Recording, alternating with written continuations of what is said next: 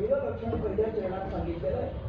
वैष्णव धर्माचं पालन करावं म्हणजे नेमका काय करावं?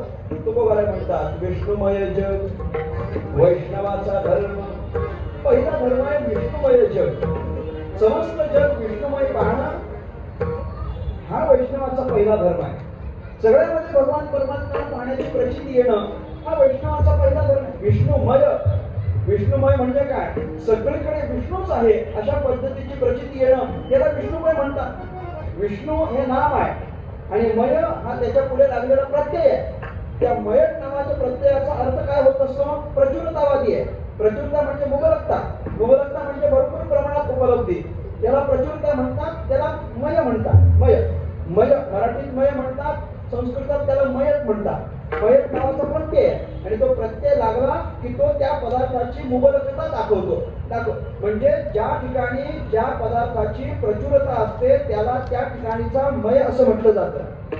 उदाहरण देतो.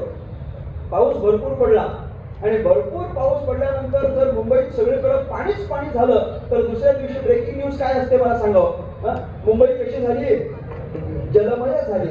जलमय म्हणजे काय? सगळीकडे काय आहे?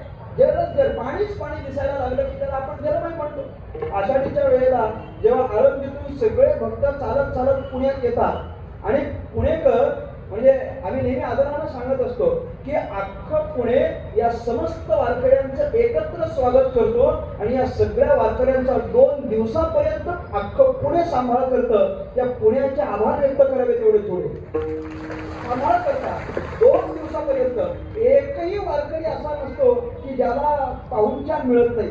2 दिवसापर्यंत 2 दिवसात चांगले चांगले पदार्थ पुणेकर खायला देतात. 2 दिवस घेतील असं नाही. ते तिसऱ्या दिवशी सासवडला निघालो की उपासाचे पण निरनिराळे पदार्थ खायला देतात. उपासाचे पण एवढे पदार्थ एवढे म्हणजे तुम्हाला काय सांगू म्हणण्यापेक्षा काय सांगू? कुठले पदार्थ सांगू मला सांगा ना. उपवासाची खिचडी असते, उपवासाचा डोसा असतो, उपवासाची इडली असते, उपवासाची मिसळ असते. काय राहिलं का? समजणार राहिलं तर सांगा एखाद 2 पदार्थ. कदाचित माझा अभ्यास कमी असेल पदार्थाचा. असे अनेक पदार्थ मी नेहमी म्हणत असतो. अरे पुणेकर एवढं खायला देतात ना. ते घाट चढायचं असतं. त्यांना माहिती असतं की यांना घाट चढायचं आहे, भरपूर खायला दिलं पाहिजे. ते आपल्याला भरपूर खायला देतात. आपली फक्त तयारी असली पाहिजे. कसली? भजनाची. माहिती इथं तुम्ही गोंधळ करा. तुम्ही भजनाची तयारी ठेवा, लोक भोजनाची करतील.